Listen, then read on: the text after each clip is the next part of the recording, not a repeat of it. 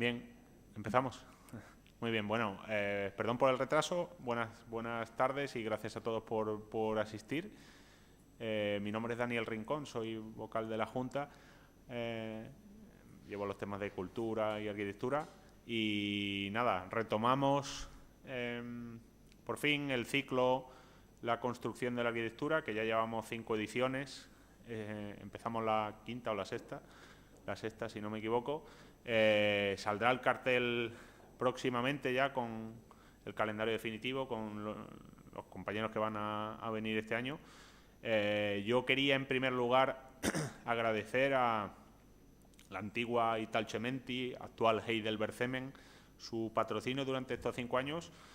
Vamos a seguir colaborando con ellos, pero lamentablemente no vamos a tener la suerte de contar con ellos en el patrocinio específico del ciclo, porque por criterios suyos de empresa pues han decidido reorientarse hacia otras cuestiones que entienden que son más favorables para sus intereses. Así que yo quería que quedara constancia de nuestro agradecimiento del colegio, y entiendo que representando a todos los colegiados por este patrocinio y este apoyo que nos han dado durante este tiempo.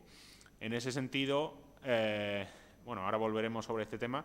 Hoy presentamos a José María Sánchez García, ¿vale? José María, tengo aquí la chuleta. José María es titulado en 2002 y por la Escuela de Madrid, ¿no es así? Y actualmente es profesor asociado en la ETSAM también. En 2006 fundó su propio estudio, desarrollando sobre todo concursos de arquitectura internacional. Ha recibido y ha cosechado numerosos premios, como el premio BSI, el premio de arquitectura suiza, y ha estado seleccionado dentro de los premios del RIBA, del Architectural Review Emerging Architecture, de arquitectura, por decirlo así, joven. También en los premios Mies van der Rohe. Actualmente da clases en la Escuela de Madrid y en la Escuela de Zúrich, ¿es así? Zúrich, el año pasado, Mendrisio, donde han dado clase algunos de los conferenciantes que hemos tenido aquí, como Esteban Bonel, por ejemplo. Y bueno, su trabajo ha sido publicado nacional e internacionalmente en Casabella, Architectural Review, Detail, Arquitecture Actuelle, Future, Amasu, Faidon, Arquitectura Viva, AV2G, entre otros. Y nada, yo deciros simplemente que con él inauguramos esta edición, agradecerle su esfuerzo porque ha hecho doblete, está como los Rolling Stones repitiendo conciertos. Él ha estado esta mañana en la escuela y ofreció la posibilidad de dar la conferencia aquí por la tarde, con lo cual estoy doblemente agradecido. Y aprovecho para también de nuevo agradecer a Heidelberg-Zemen su apoyo, porque gracias a ellos hemos podido sacar un libro que recoge el esfuerzo, que se titula igual que el ciclo, y yo os animo a que llaméis a Antonio Núñez para que digamos os haga entrega de un libro, digamos como cortesía por vuestro apoyo a su empresa. Y aprovecho para hacer la entrega. Es un libro que recoge los arquitectos que participaron en las 3 primeras ediciones del ciclo, así como las presentaciones que se hicieron para introducir a cada uno de esos prestigiosos arquitectos que estuvieron aquí con nosotros. Es un libro que está en español y en inglés y que yo espero y que sirva como una manera de reflejar la actividad cultural que se ha hecho durante este tiempo en el colegio y que contribuya a que el colegio y, por tanto, la imagen de los colegiados de Málaga y de la provincia de Málaga pues se vea más prestigiada, y que de esta manera animemos así a que los compañeros de otros colegios se lancen a hacer iniciativas de este tipo, que yo creo que son fundamentales en general para el desarrollo de la profesión. Así que aprovecho ahora para entregárselo. Muchas gracias a ti por haber venido y nada, os dejo con José María.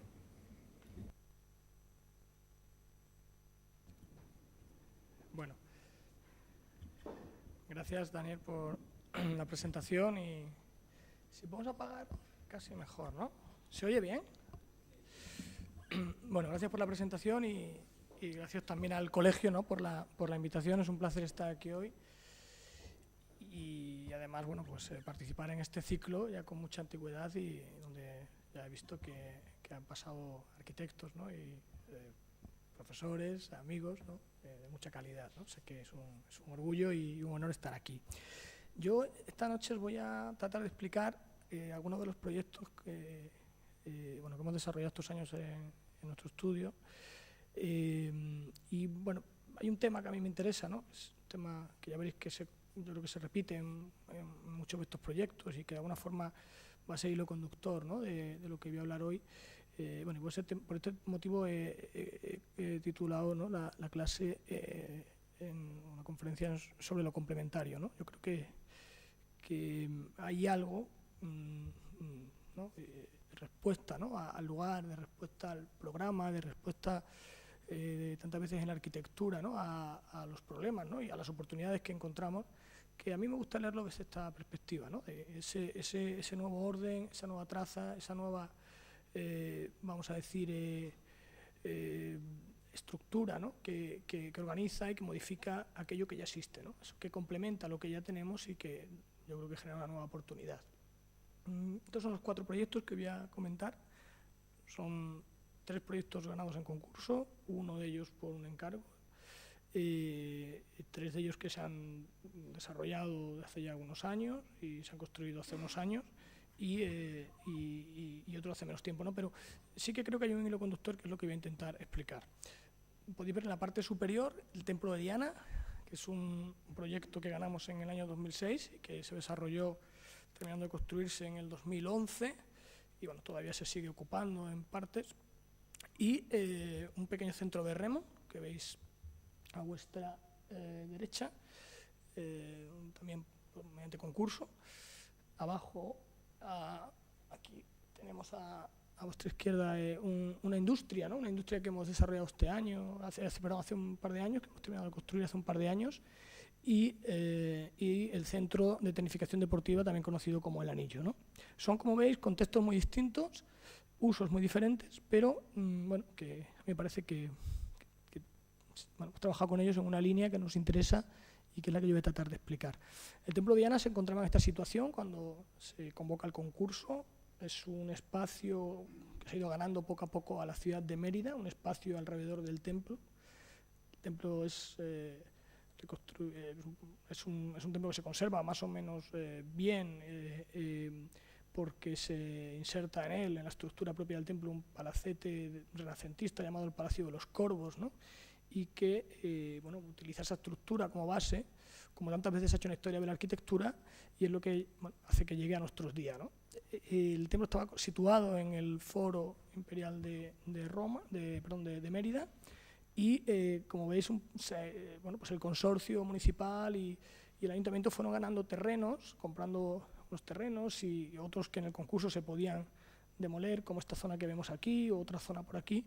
Y, como digo, el concurso surge con la intención de hacer un edificio perimetral al templo, un edificio que dé servicio a este espacio y una ordenación, ¿no? Lógicamente, de todas las traseras que tenemos aquí, ¿no? También vemos una calle que existía aquí, que ahora después os mostraré, que, pues que vamos a decir que es la situación con la que el contexto y la situación a la que llegamos, ¿no? Lógicamente, todas estas fachadas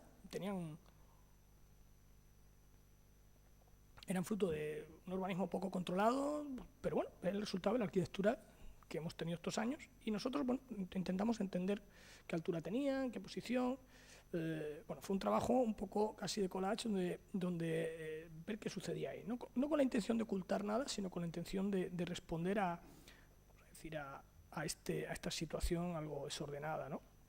Fue también muy útil para nosotros en el concurso entender estas recreaciones de los arqueólogos, donde se puede ver que el templo era un edificio colocado en una posición alta, como digo, del foro, y rodeado de estos edificios, ¿no?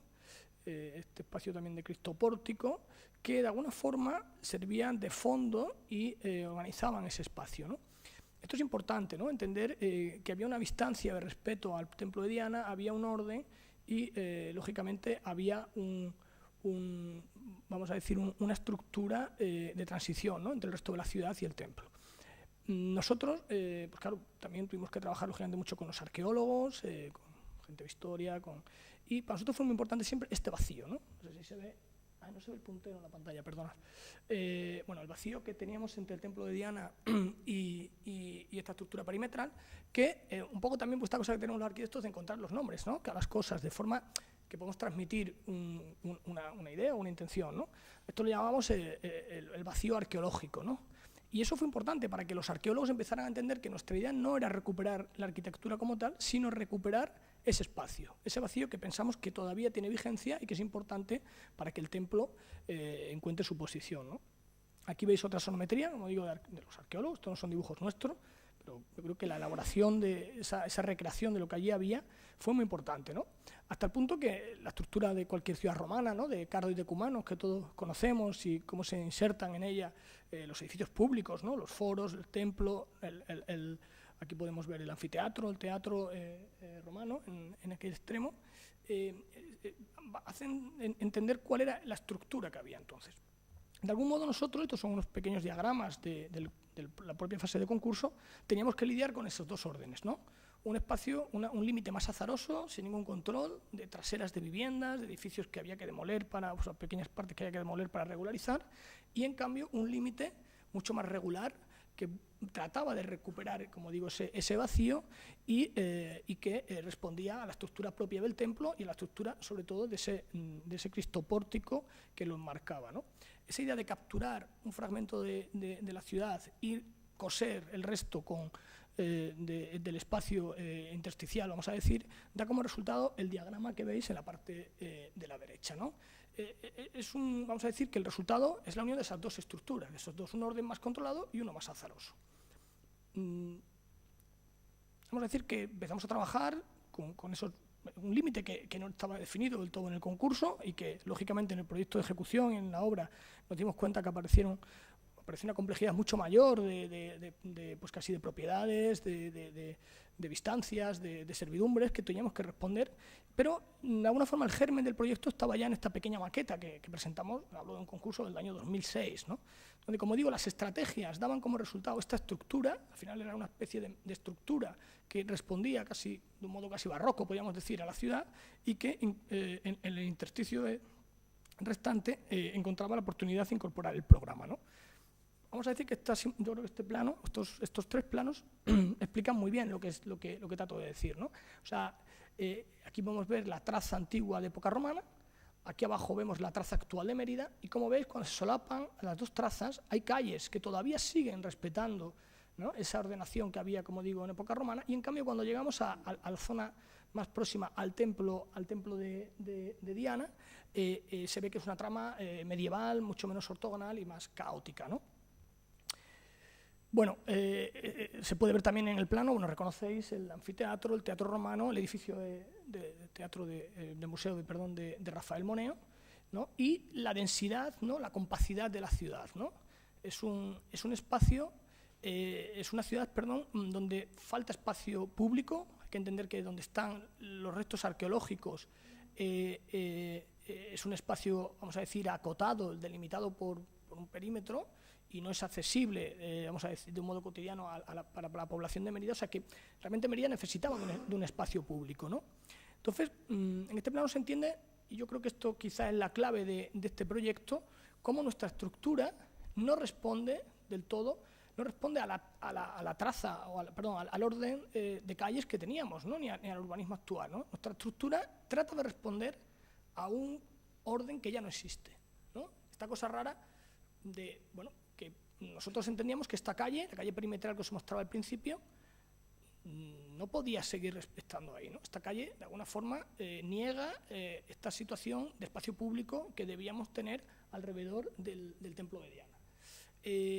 Entonces el edificio pasa por encima de la calle, o como veis en los extremos, se puede ver que el edificio no respeta la alineación de las calles perimetrales, en una de ellas se incorpora y en otra se retranquea, ¿no? Vamos a decir que de alguna forma está respondiendo a una traza que ya no existe, pero que sigue estando ahí, ¿no?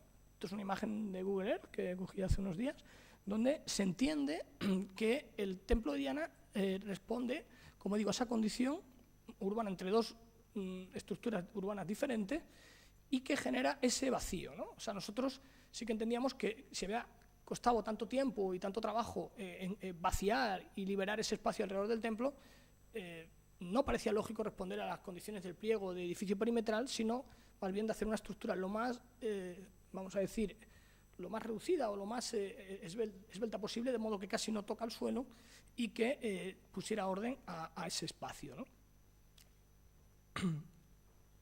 Bueno, esta sonometría se entiende lo que decimos, ¿no? O sea, lo que se ven los restos arqueológicos, se ve como este nuevo estrato, ¿no? Igual que sucedía con el Palacio de los Corvos cuando se incorpora a la propia estructura del templo, ¿no? Como estructura portante, el nuevo estrato de alguna forma va a volver a organizar este espacio, ¿no? También es interesante la oportunidad que encontramos como digo, en esta superposición de órdenes, ¿no?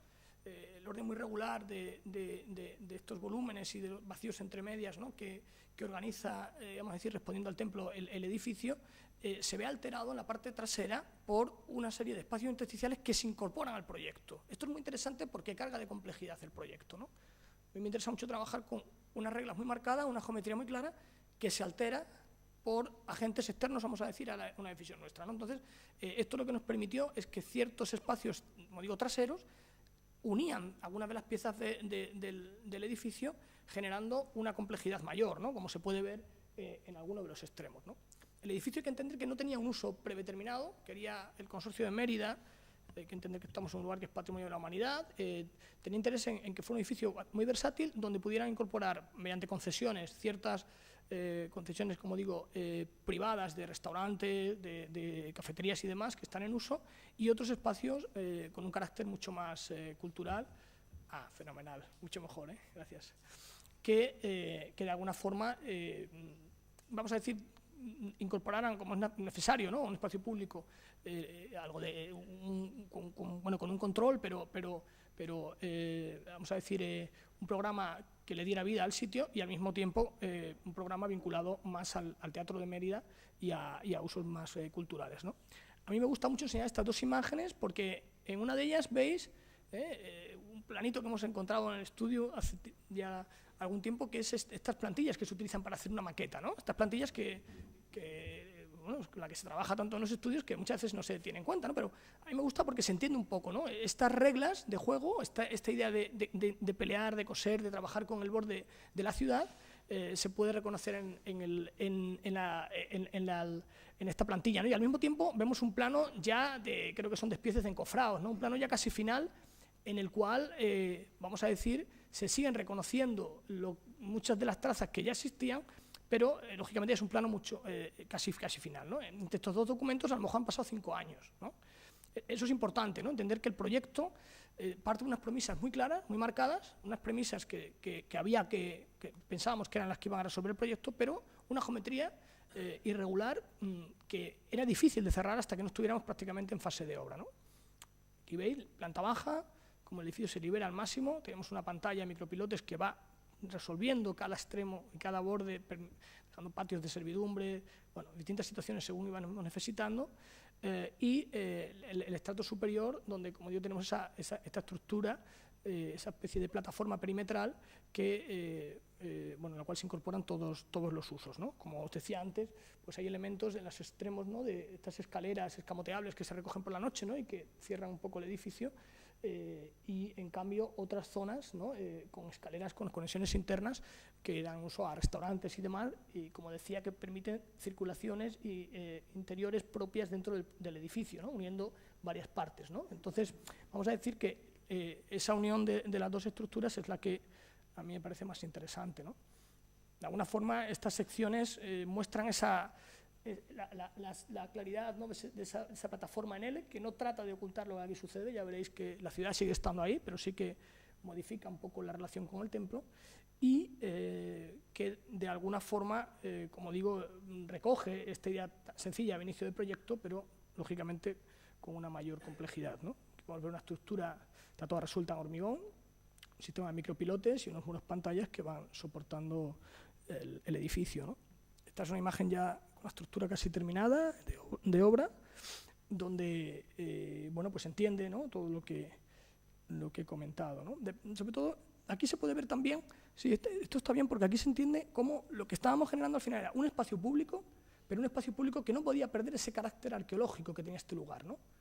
También la arquitectura, como sabéis, se resuelve tantas veces pues, con técnicos que entienden cuál es la prioridad del proyecto, ¿no? Aquí, por ejemplo, tuvimos que modificar la normativa. Como os decía antes, el edificio, en este caso, ¿no?, el edificio pasa por encima de una de las calles, ¿no?, que teníamos antes. La calle, lógicamente, se elimina, aparecen algunos restos arqueológicos y también conseguimos convencer al consorcio que el templo no necesitaba una valla alrededor, ¿no? Es la primera vez que en Mérida se mostraba un edificio de época romana que no tenía un perímetro como tal, ¿no? La gente tenía que acostumbrarse a que podía tocar el edificio, podían pasar al lado, se podía atravesar. O sea, no es un recinto con una valla como existía en el concurso, sino que de repente se convierte en una parte más de la ciudad, ¿no?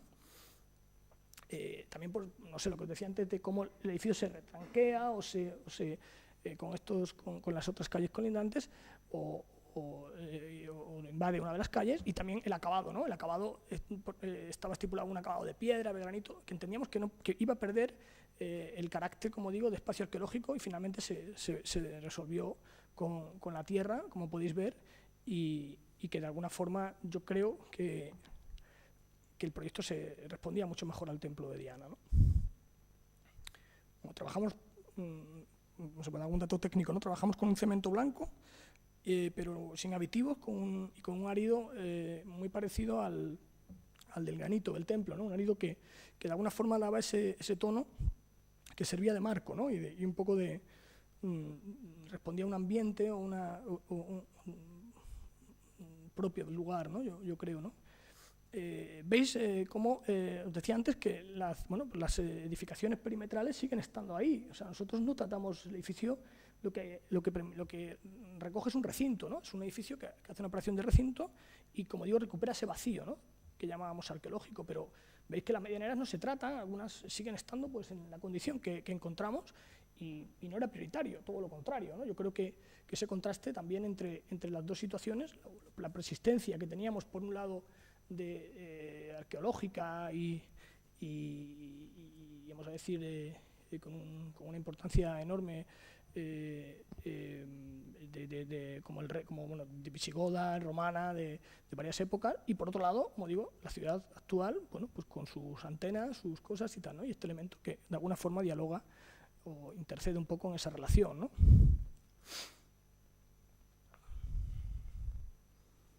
Hay imágenes mezcladas, algunas son más antiguas, de cuando acabamos el proyecto, y otras se han hecho hace poco tiempo para la publicación del croquis y para algunas revistas. O sea, que también es bonito ver el edificio ya en vida, ¿no?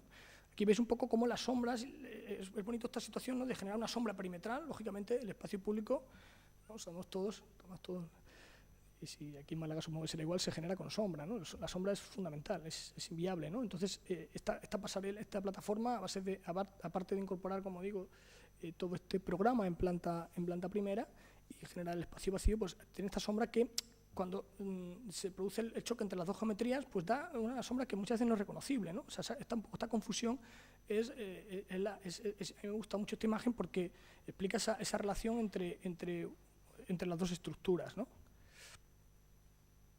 Bueno, aquí, por ejemplo, pues esta zona en piedra de calzada, que fue una necesidad de los arqueólogos en la zona donde se habían perdido los restos romanos, el muro perimetral persistente, pues quisieron marcarlo y nos pidieron pues, que lo hiciéramos de alguna forma, ¿no? Y llegamos a esta solución. Fue una relación muy buena con los arqueólogos, que sí que desde el principio entendieron que el proyecto iba a tener la flexibilidad suficiente para ir respondiendo a cada situación, ¿no?, que íbamos encontrando.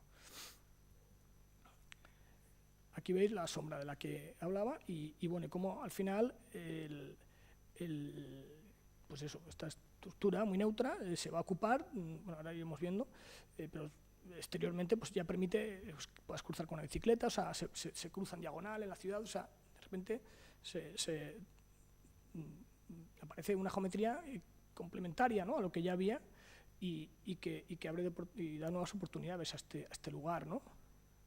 La misma imagen que veíamos antes, con la calle pasando por debajo del edificio.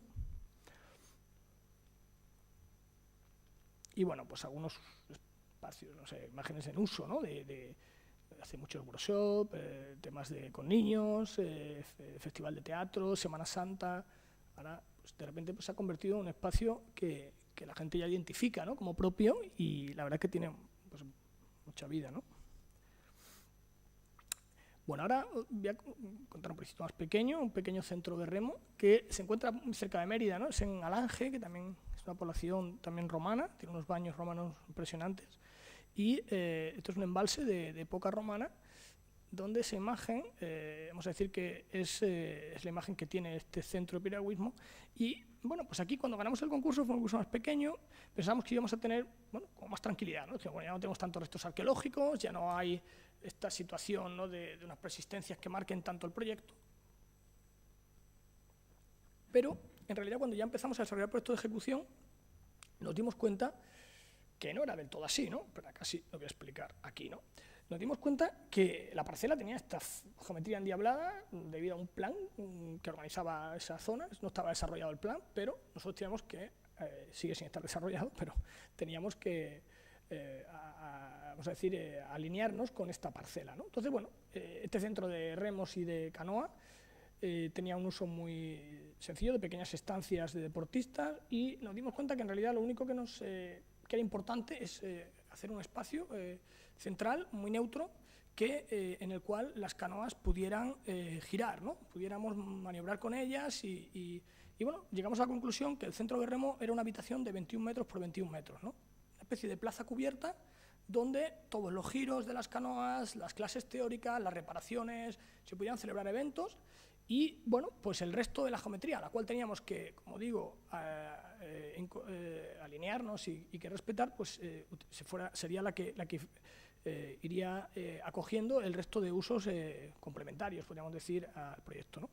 En sección se puede ver que es un proyecto, a priori, con una sección muy sencilla, muy clásica, de basamento y pabellón, pero eso, lo interesante es que nosotros leemos el proyecto de modo crítico de otra forma, ¿no? Porque lo que es interesante es que el pabellón que vemos arriba no está apoyado encima del basamento, sino que es a la inversa, ¿no? Está soportando, sujetando lo que está sucediendo debajo, ¿no? O sea, realmente son unas cerchas, es una estructura que nos permite liberar completamente este espacio inferior, ¿no? De modo que más que apoyar, pues está trabajando soportando, ¿no?, la cubierta propia y la que tenemos en la parte de abajo, ¿no?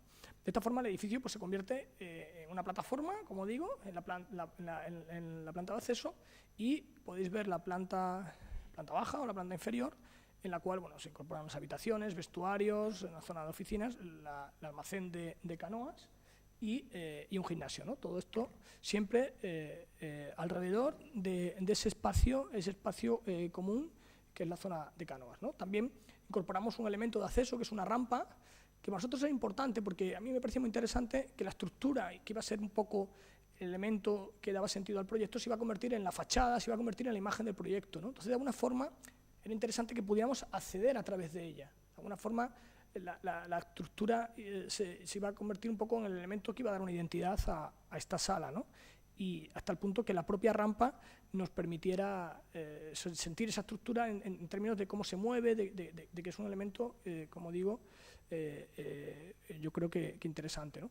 También se puede ver, esta plataforma era muy importante para nosotros, la relación con el entorno, ¿no? Entonces, bueno, fuimos a un recurso de una pequeña grada que también les venía bien a ellos para cuando hacen entrenamientos o competiciones, una grada perimetral que podéis ver con un foso que nos permite resolver ese límite, ¿no? Que siempre es tan difícil los límites con los edificios, ¿no? Al borde de un edificio, como acaba, ¿no? Aquí lo podéis ver mejor y se entiende el proyecto que como veis, es un proyecto donde lo más significativo es eso, ¿no? Cómo la estructura se ocupa y soporta esa gran sala.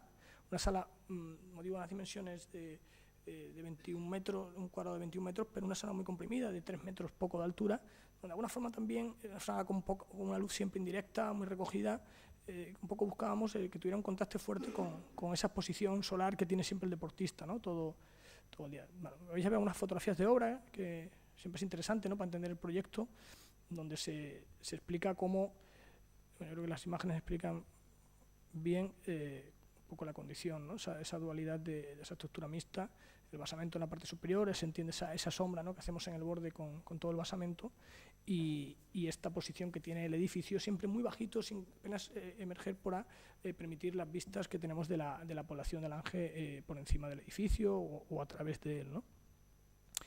Bueno, al final también se convierte un poco en una estructura que se habita, que se va ocupando y que nos da esta perspectiva, esta serie de cerchas, ¿no? Como también se puede ver esos dos mundos, ¿no? Un mundo donde hay situaciones más regulares, donde se entiende vistas más regulares, y otras más irregulares según la posición, pero como digo, la estructura se convierte en el acceso, con una zona en sombra, ¿no? Y un pequeño pabellón de acceso con la rampa en la parte trasera, ¿no? Aquí podéis ver ese espacio del que hablaba, ¿no? De nuevo, pues aparece una nueva oportunidad. A nosotros nos interesa mucho el espacio público, ¿no? Yo creo que este pequeño pabellón, que iba a haber sido un edificio, pues es un edificio privado, vamos, de la administración, pero que tiene un uso privado, pues también permite, con esa plataforma y el colocar la plataforma a nivel de la calle, se convierte en una pequeña plaza, ¿no? Que ya veréis que también se ocupa mucho por la gente de Alange, ¿no?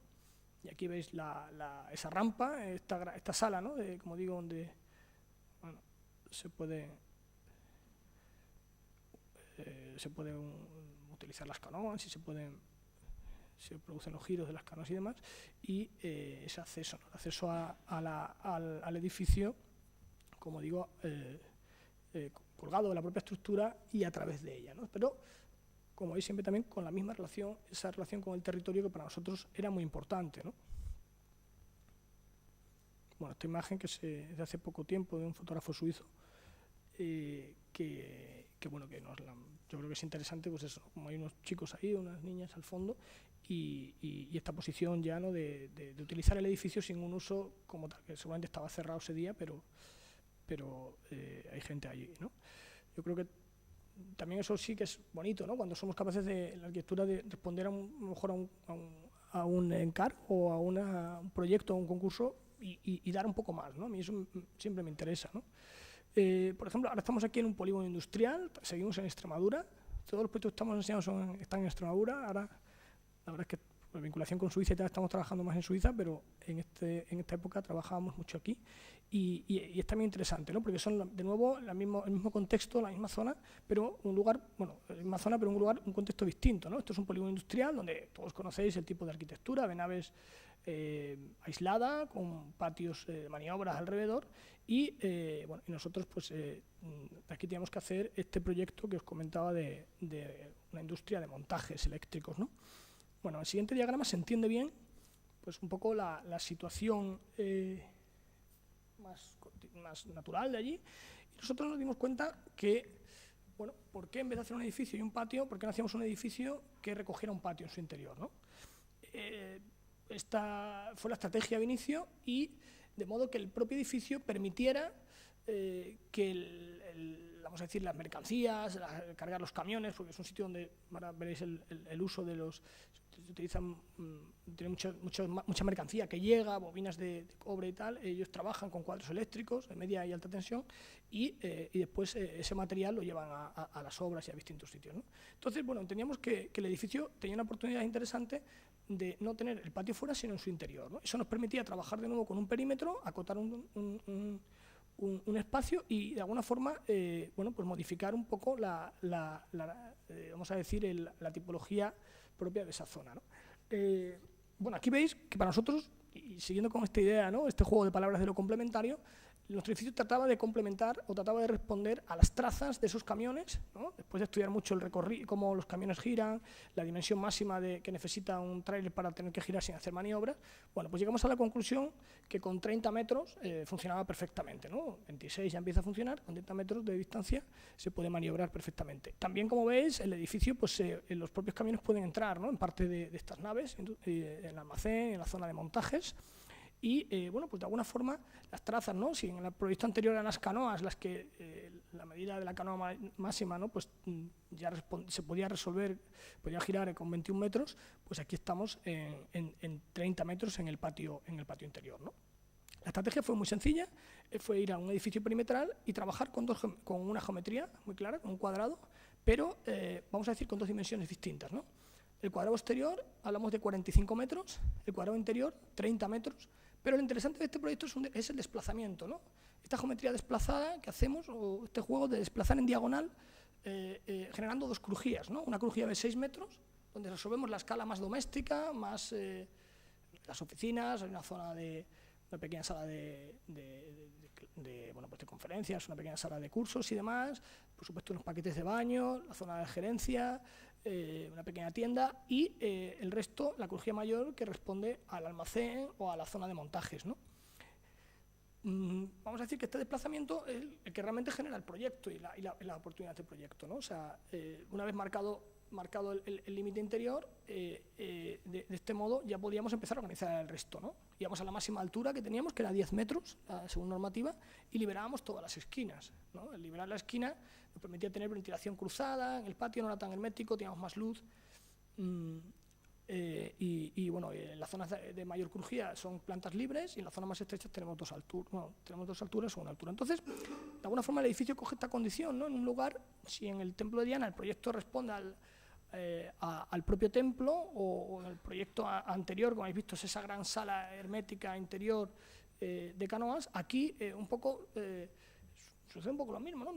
El edificio se cierra al exterior, no nos interesa tanto el contexto y en cambio toda la maniobra, el funcionamiento de la industria se vuelca a ese patio, ¿no? Trabajamos con muy poquito PEN y fuimos a reducir al máximo las decisiones constructivas, ¿no? Trabajamos con pues un material también propio de la zona que se utiliza mucho allí en la industria, que es una chapa mini onda de acero galvanizado, que es la que nos permite también tener estos tonos. A mí me interesa mucho que el edificio sea capaz de responder, ¿no? Y se veía en el templo de Diana al cambio, ¿no? de que va teniendo al cabo del día o del año. O sea, que yo creo que esa relación con lo ambiental es muy importante, ¿no? Y en este caso pues fuimos solo a trabajar con este material.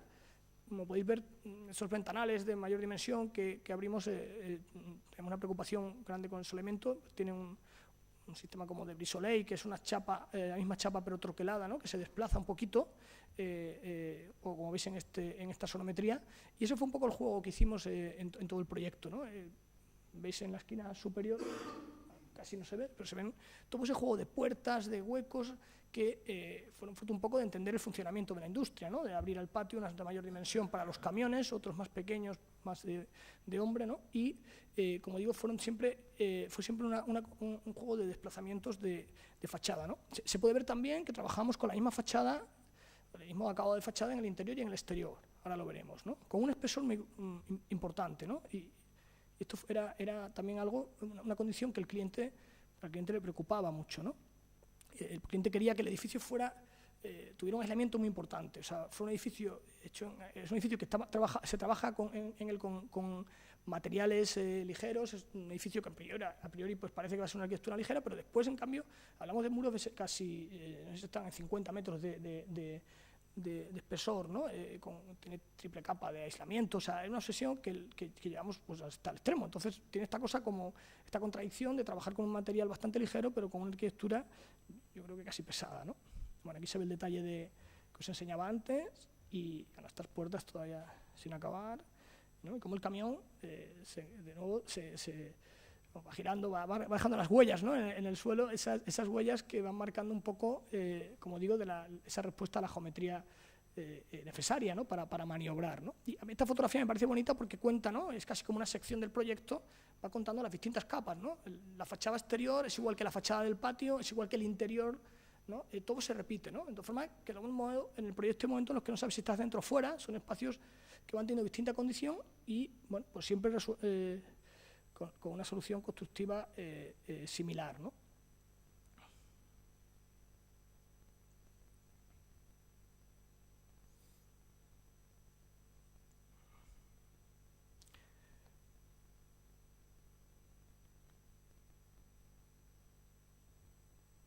Aquí, por ejemplo, se ve esta situación que os decía, ese espesor de muro, con el patio hacia un lado, el interior, en la parte superior, ese hueco, y siempre también esas compresiones que de alguna forma van marcando las distintas partes del programa, van cambiando el programa, que nos permiten, como digo, incorporar más luz y ventilación al patio, ¿no? Ese juego en planta que también se ve reflejado en sección, ¿no?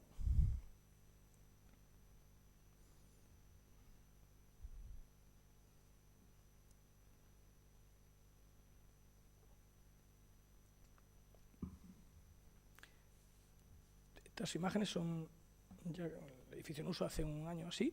Bueno, y de alguna forma yo creo que no sé, a nosotros nos interesa mucho la parte matérica de la arquitectura, ¿no? Cuando hablabas de, ¿no?, la construcción de la arquitectura, pues, bueno, se lo decimos tantas veces a los alumnos, ¿no?, como al final, pues, lógicamente un proyecto, cada fase del proyecto incorpora temas al proyecto y de alguna forma también debe mantener lo esencial que arrastra el proyecto, ¿no? A nosotros nos interesa siempre mucho intentamos reducir al máximo las decisiones constructivas y la materialidad, ¿no?, para generar ambientes que tengan una identidad muy clara, ¿no? Si el templo de Diana se convierte en ese fondo y trabajamos con el hormigón y llegamos, después de muchas pruebas, a esa dosificación y a ese, vamos a decir, a ese hormigón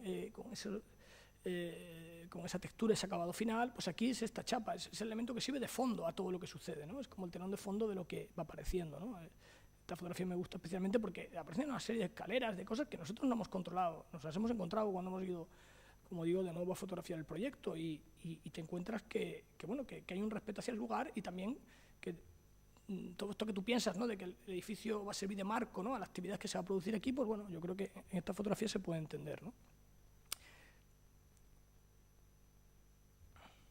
Bueno, ya os voy a contar el cuarto proyecto, ¿no?, que traigo hoy,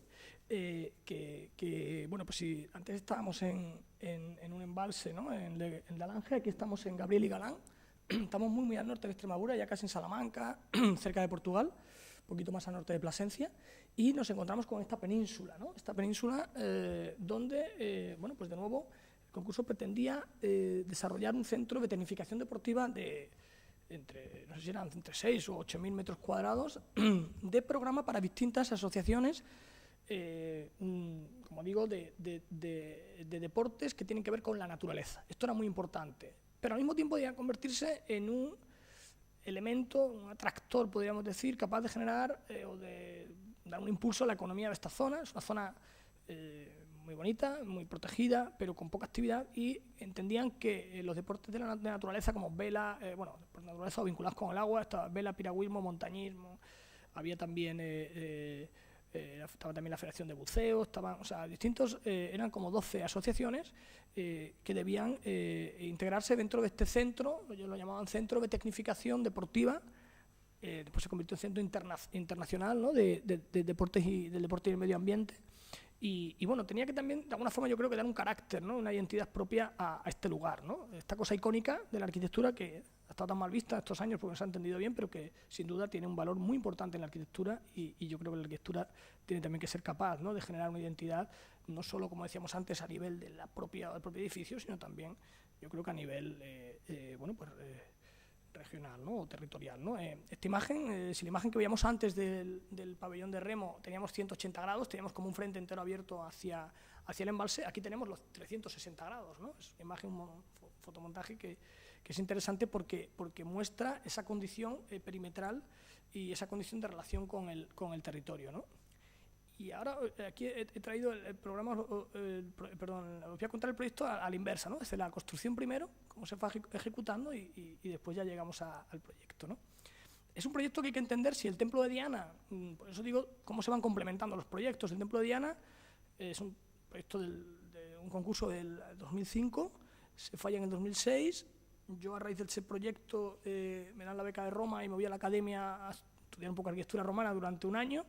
Se desarrolla el proyecto estando en la oficina de Madrid, estando yo en Roma. En 2007-2008 empieza la obra 2009 y termina 2011, ¿no? En cambio, este proyecto se presenta al concurso y se ejecuta casi en un año, ¿no?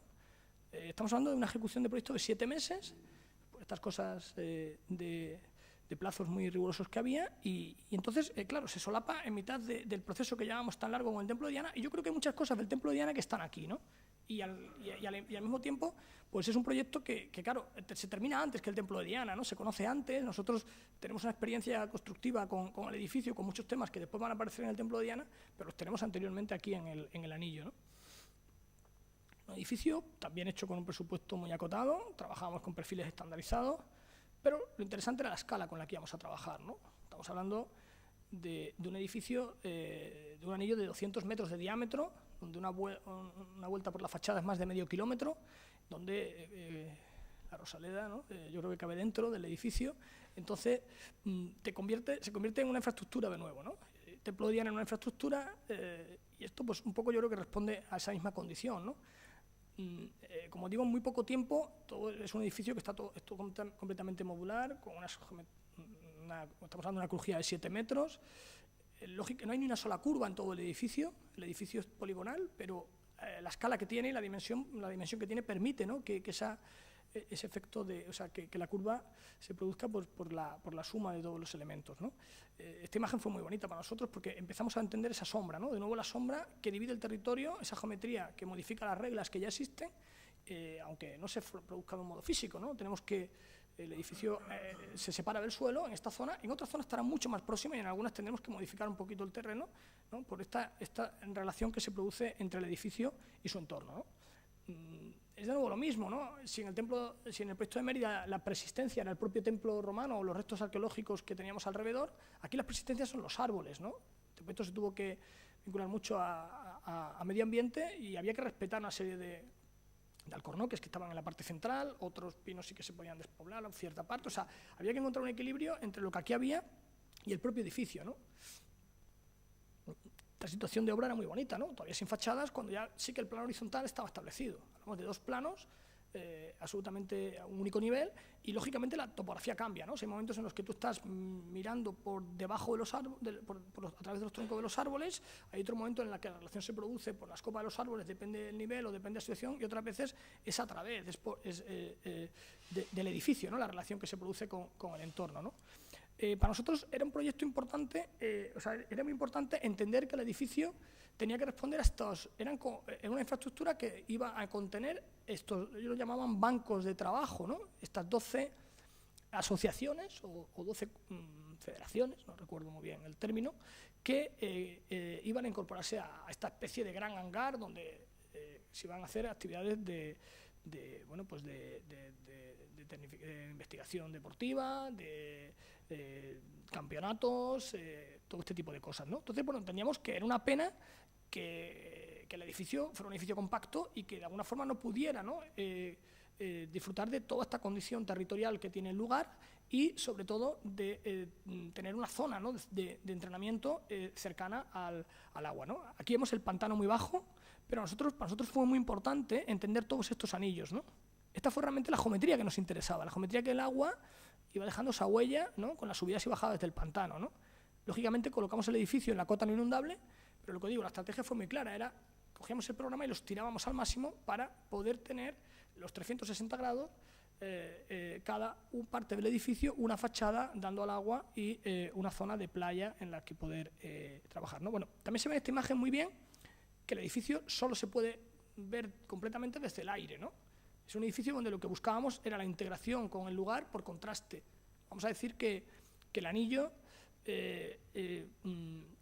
se integra porque tiene una condición como casi de objeto, ¿no?, de otro lugar, ¿no? Como cuando llegas a un lugar, no sé, protegido, un lugar muy interesante y hay unos coches, ¿no? Se entiende que el coche es un elemento que se va a mover de ahí, ¿no? O sea que yo creo que la mejor forma de integrar el proyecto, o eso entendíamos ahí en este momento, era un elemento que fuera lo más ajeno posible al sitio, ¿no? Bueno, aquí veis un poco la imagen final del proyecto, donde se entiende, ¿no?, esa condición también de límite que tienen por un lado la zona de Gredos, y por otro lado la propia península y por otro lado el anillo, ¿no? Esos 3 niveles, vamos a decir, esos 3 límites que a nivel territorial, bueno, pues con los cuales yo creo que de alguna forma el proyecto está dialogando, ¿no? Se entiende también, bueno, no sé si se ve, pero esta es la zona donde el terreno está más bajo, por lo tanto se produce una situación de sombra, ¿no?, y una cota, la sombra que ya hemos visto anteriormente, o aquí en cambio es donde el edificio está un poquito más bajo, incluso el terreno en la parte central está más alto que el propio proyecto, ¿no? Eso nos permite que el edificio en cada punto es el mismo, pero es completamente distinto, porque tú tienes una relación con el lugar que va cambiando, ¿no? Nos acercamos un poco más, ¿no? Bueno, pues lo que decía, esa condición de objeto casi ajeno al lugar, ¿no?, pero objeto que desaparece, ¿no?, que tú no llegas a ver del todo. De forma que, bueno, entendíamos que ese modo de integrar el proyecto hacía que un edificio de tantos metros cuadrados se convirtiera en una línea que se ve parcialmente, pero no de modo completo, pero en cada fragmento del edificio se entiende todo, porque las condiciones son las mismas y la resolución es la misma, ¿no? En este caso eran unas piezas de una fachada doble de acero, piezas de 5 metros, nosotros llamábamos escamas, estas piezas de 5 metros por 50 centímetros, que van recogiendo la curva de todo el proyecto, y bueno, cuando necesitábamos una ventana eliminábamos una de esas piezas, o en estos espacios abiertos que se eliminaban varias piezas, y que era el espacio de transición entre un programa y otro, ¿no?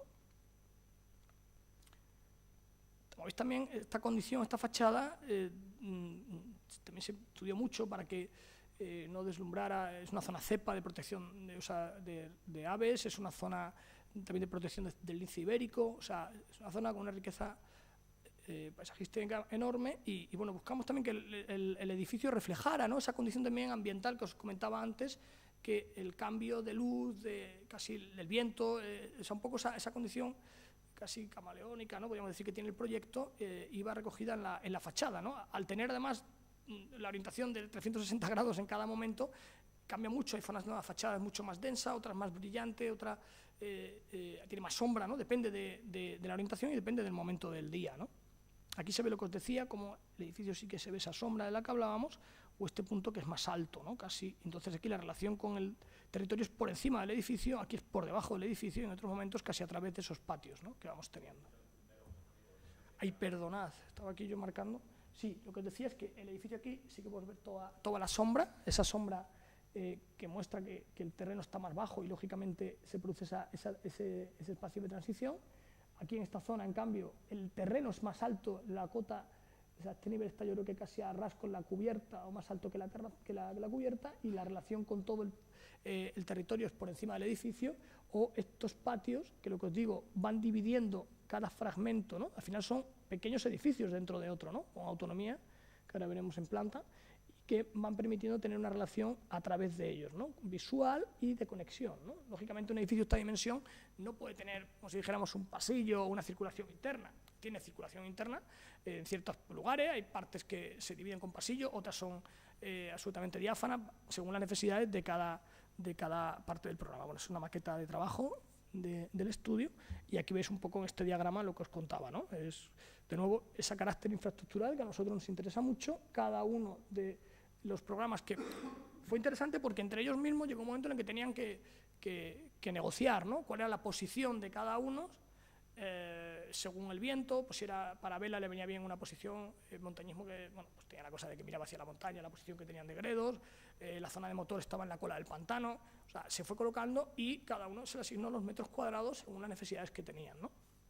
De modo que veis que hay partes del programa mayores, otras menores, pero siempre dentro del anillo, como digo, del mismo anillo, ¿no? Entonces, bueno, si se entiende aquí bien que cuando tenemos cada programa de estos, vamos teniendo una zona de ventanas, como digo, que se va produciendo por la eliminación de esas pletinas que veíamos antes, y tan solo abrimos unos ventanales mayores en las zonas que están cubiertas, ¿no?, están protegidas del sol, y que siempre es una zona de aire libre que va dividiendo cada parte del programa, algunas veces con ascensor o escalera, otras veces cuando está más bajo el edificio sin ningún elemento, ¿no?, pero siempre apoyado sobre pilotis, ¿no?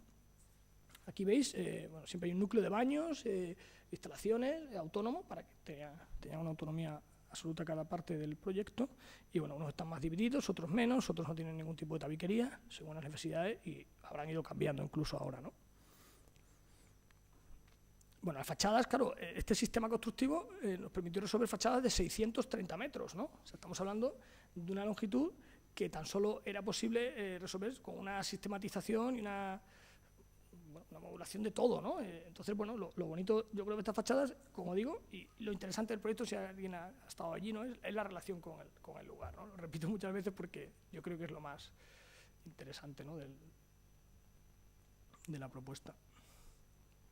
Bueno, algunas secciones que no voy a para nada explicar, pero bueno, por un poco entendáis. Está todo hecho en acero, todo en seco, y se construyó, pues, eso, en poco tiempo, ¿no? Era bonito porque los oficios iban solapando unos con otros, ¿no? Desde la estructura iba avanzando después el cerramiento, etcétera, ¿no?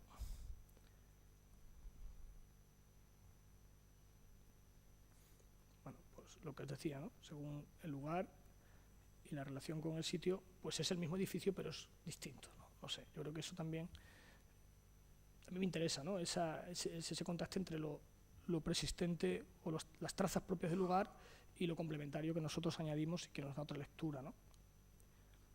Hay zonas en las que brilla más esa fachada según la orientación, según la posición, otras en las que a lo mejor la luz de repente genera una fachada como más opaca, más densa, no sé. Y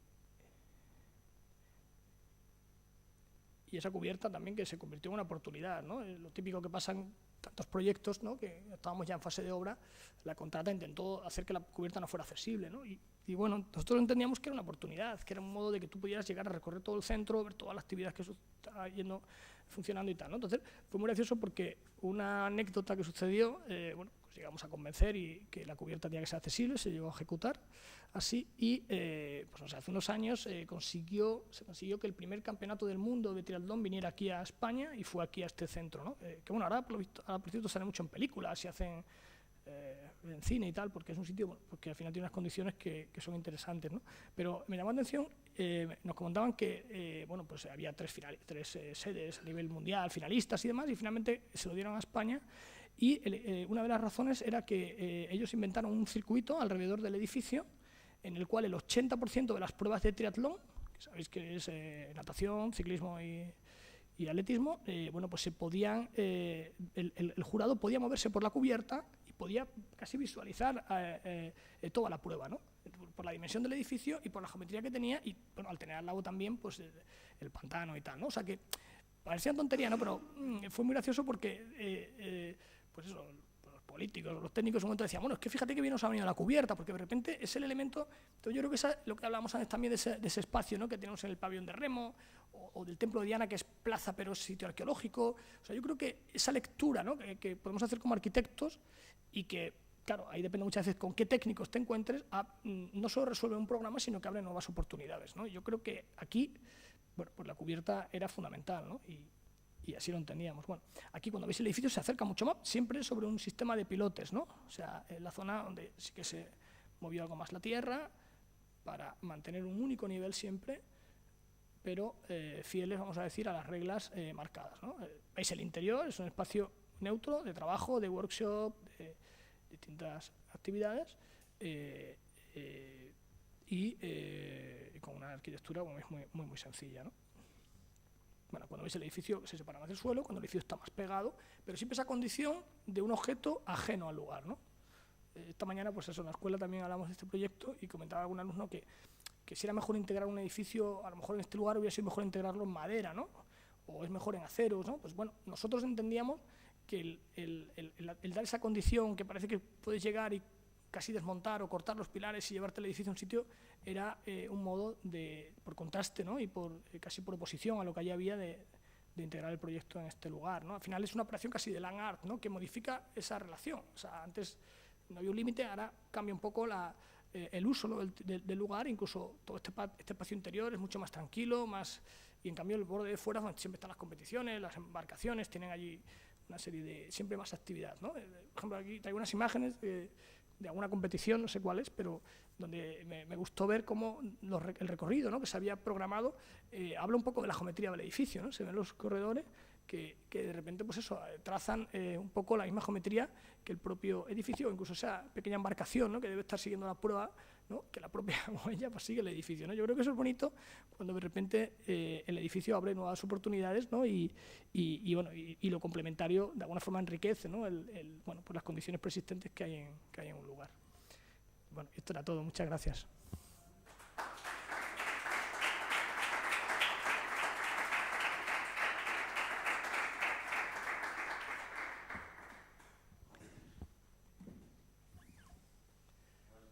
No sé si queréis comentar algo. Bueno. ¿Alguien tiene alguna pregunta, algún comentario que hacerle a José María? Yo para que os vayáis arrancando. Yo tengo una pregunta. ¿De qué año es este proyecto? ¿De qué año es? 2009, la ejecución final 2009. Lo digo por si te llamó Foster cuando se presentó al concurso de Apple. Porque ahí a lo mejor puede rascar algo. ha habido una plataforma, además estas cosas que suceden, ¿no? Que al principio la arquitectura siempre no deja indiferente a nadie, ¿no? Cualquier proyecto que empieza suele ser todo el mundo está en contra y de repente todo el mundo está a favor, ¿no? Entonces hay una plataforma de Extremadura que compara los dos proyectos reivindicando que el anillo es extremeño, que tal. No, es mucho ¿Sí? más. Sí, pero bueno, ya no me he metido en nada, pero bueno, es anterior. Pero es llamativo más que el edificio, bueno, porque edificios circulares puede haber muchos, ¿no? Pero sí es verdad que esa condición y esa relación con el territorio es llamativa, ¿no? Pero bueno, es un honor. Si te interesa Foster el proyecto, fenomenal, ¿no? No lo sé. Muy bien, muy bien. No digo, porque ya habría copiado a Calatrava y a ti. Bueno, Eso no sé si es bueno o malo, pero bueno, Qué- digamos que te sitúa en un nivel de estrellato, o sea que... qué honor. Muy bien. Bueno, ¿Una pregunta? o sea, algo que no hayáis entendido, ¿eh? Estamos aquí ¿Comentario? ¿Crítica? también se aceptan. Tengo curiosidad en el templo de Diana, perdón, en el entorno, los distintos locales que habías planteado, ¿cómo se han desarrollado? Porque Eso es buenísimo. Pues mira, eso ha sido de las cosas que más nos han dolido, pero de repente nos hemos dado cuenta que es todo lo contrario, ¿no? O sea, pasará, supongo que a todos los más jóvenes, bueno, también os pasará. Entonces algo, y nosotros, claro, nos encargaron el proyecto, era tal, el proyecto, y decíamos, bueno, y los acabados, los interiores, tal, no, eso no sabemos, pero ¿qué va a haber aquí? ¿Qué tal? No. Las instalaciones, bueno, no lo he explicado, pero por ejemplo, la parte trasera, ¿no? Que es más bajita, que es la que responde más, ahí teníamos todas las instalaciones, las zonas de todas las cubiertas a las que iba a incorporar todas las instalaciones que no tenían cabida en el primer proyecto y que se irían desarrollando. En realidad ellos no querían saber cuál era el programa porque políticamente no interesaba, ¿no? Porque iban a ser concesiones, que se iban a ir a concurso, pero tenía que preservar mucho, vamos a decir, la parte arqueológica, monumental, de respeto con, claro, eso de que un edificio se pueda tener en el centro de la ciudad, puede haber una cafetería cerca de un templo romano, pues ponía muy nervioso a la gente. Fíjate que en Roma es muy habitual, ¿no? Pero en tantos sitios, ¿no? Entonces, eso como que no tal. Pero tenemos la sensación de que, bueno, pues ya dirán y ya vemos cómo lo hacemos. Ya veremos cómo lo hacemos. Hubo un momento en el que se acabó el proyecto. Aquello era, pues eso, nunca mejor dicho, una infraestructura, vamos, absolutamente en crudo, y esas concesiones empezaron a aparecer, lógicamente, otros arquitectos o interioristas o tal, que iban cada uno. Entonces, pues llegábamos, no sé, al principio lo llegábamos fatal, o sea, me acuerdo que algunos amigos nos mandaban fotografías, no sé, de un bar que había puesto una cabeza de ciervo allí puesta en el interior, otro había pintado de azul la pared, o sea, al principio era como, no, por favor, y de repente nos dimos cuenta que era todo lo contrario, y dijimos, bueno, es que en realidad esa es la condición que nos interesa a nosotros como arquitectos, ¿no? Y quizá, y algunas veces que hemos puesto a mirar el trabajo, bueno, un poco pasó lo mismo, bueno, la industria era natural, pero también en el anillo, yo creo que eso no es negativo, ¿no? Pero, o sea, que también esa condición hay que entenderla, ¿no? Al final son edificios que tienen esa posición, son un poquito más grandes a lo mejor que un edificio, pero un poquito más pequeños que una operación urbanística, ¿no? O sea, son esos edificios que tienen cabida a que se puedan modificar. Y esas modificaciones yo creo que dan, si cabe, más valor, o al menos a mí me interesa mucho más el edificio ahora, que no controlamos esa fase que cuando pensábamos que teníamos que controlarla, ¿no? Entonces, pues cada uno ha hecho allí, pues no sé, hay de todo. Hay unas cafeterías, hay una parte también que se quedó con ella, que sí llegamos a intervenir algo, pero después se paró el Festival de Teatro Romano, donde tiene una zona de taquillas y de oficina.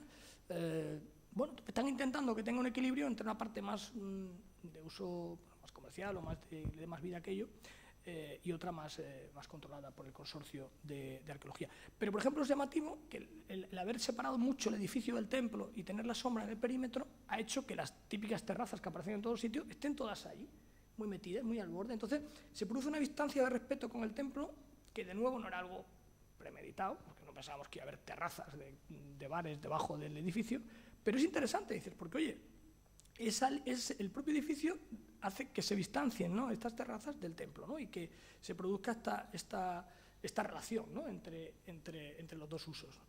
Y bueno, ahora también en la parte del sótano, eso no lo he enseñado, pero tiene muy interesante todo el sótano que hay, que tienen muros romanos de época romana, ¿no?, y Cristo Pórtico ahora dicen dar un uso de zona de exposición, o sea que es un edificio que al final caben cosas dentro, ¿no? O sea, pero bueno, no sé, yo creo que esa cosa siempre da amor-odio, ¿no? De cuando alguien interviene en una obra tuya y y la altera a lo bestia, pues bueno, pues ahí está. muy bien, gracias. ¿Alguien más?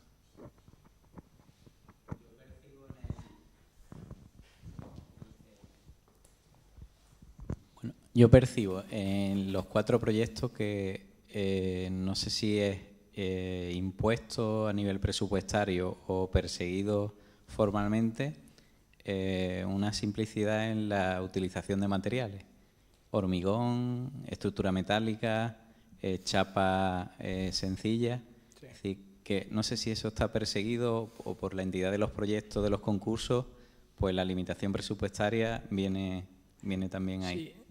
Sí, es una buena pregunta. A nosotros nos suele pasar que los edificios nos salen muy grandes, ¿no? Entonces, el presupuesto que tenemos, que además en Extremadura pues no es muy alto, es así, o al menos en estos proyectos, pues nos hace un poco tener que llegar a esa reducción. Pero es verdad que hay un momento, quizá hemos llegado a esa situación, o se ha ido llegando de un modo, vamos a decir, modo ingenuo, de un modo, bueno, poco, no sé. Pero hay un momento en el que efectivamente nos interesa esa situación, ¿no? Esa condición. Yo creo que también hablar a veces de números. La industria que habéis visto de montajes eléctricos, que pues ha sido muy premiada en bienales y cosas y tal, está ejecutada con un PEM, toda la industria, de 700.000 euros. O sea, un trabajo de 2 años. Hemos estado con él, o sea, está hecho con ese PEM. Porque era, además, de los pocos proyectos que hemos hecho para un cliente privado, y era un caso, bueno, de una familia, de una industria muy pequeña, muy familiar, y que conocíamos bien, y oye, pues lo hemos hecho y ha sido una experiencia preciosa y fenomenal, ¿no? Entonces, ahí es verdad que sabíamos que teníamos muy poco presupuesto. Entonces, quizá la primera la sensación, o incluso yo creo que llegó a estar así en algún momento del proyecto, pues tú tenías un cerramiento exterior y a lo mejor acababas los interiores, pues no sé, pues con un pladur, o así, ¿no? Pero nos dimos cuenta de repente que, oye, y ahí sí que hemos tenido un buen cliente. Pues a lo mejor por el mismo dinero o con este dinero vamos a dar una solución muy económica, pero que pueda resolver todo. Eso sí que es una decisión de proyecto. O sea, si nuestro material es esta chapa, vamos a tener un contratista, él tiene una obsesión por el aislamiento, que tenemos, como te digo, triple capa, o sea, estamos con unos espesores de 30 a 40 centímetros de aislamiento, al final iba a ser solo en las zonas de oficina, al final se lleva a la zona también de almacenamiento y de montaje, tenía como ese interés el cliente. Bueno, pues sí que nos dimos cuenta que para conseguir cerrar el proyecto en el presupuesto que teníamos, ya que era un cliente que no tenía más presupuesto que ese, el material tenía que ser y pues eso, a lo mejor la diferencia es si la pelea fue entre que fuera una chapa lacada o fuera galvanizada, ¿no? Bueno, pues ahí sí conseguimos la pelea del galvanizado, con los problemas que puede llevar, pero que nosotros veíamos que nos aportaba otra condición al proyecto, ¿no? Entonces yo creo que sí que son decisiones muy pensadas, eso sí es cierto, vamos a decir que vamos casi como vamos reduciendo las decisiones o vamos acotando lo más posible esas decisiones técnicas o matéricas, vamos a decir casi, pero una vez que llegamos a ella la llevamos al extremo, ¿no? Y esta industria pues fue así, fue decir, bueno, pues si no podemos ir a más, vamos a esto, pero vamos a llevarlo a todo, ¿no? Y bueno, Templo de Diana pues fue también similar, ahí se veía un poquito más de presupuesto, pero yo creo que sí que es una condición que nos sucede bastante, ¿eh? He explicado proyectos que ya están terminados, ahora como tenemos lógicamente otras cosas en marcha, e incluso a escalas más pequeñas también, y bueno, sí que al final seguimos trabajando igual, ¿eh? No, me parece que tiene una gran belleza, que la simplicidad aporta mucho y perseguir eso a través de esas ideas principales, pues la verdad que es muy interesante. Muchas gracias.